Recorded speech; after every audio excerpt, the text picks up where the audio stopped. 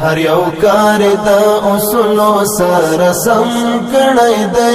جوړولو د وطن ته قسم کړی دی د سړی څومره د ډیرو خلکو غم کړی دی زموږ د زړونو په ګلونو یې شبنم کړی دی زموږ د زړونو په ګلونو یې شبنم کړی دی د عمر او د منصور په پلای پل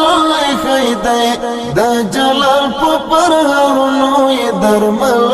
خیدای دا چې سره او مال مخته د اجل خیدای ذل جلال ور باندې فضل او کرم کړی دی هر یو کار د اصولو سره سم کړی دی جوړولو د وطن ته قسم کړی دی ته د نفت سنن ګور تواخان وګورا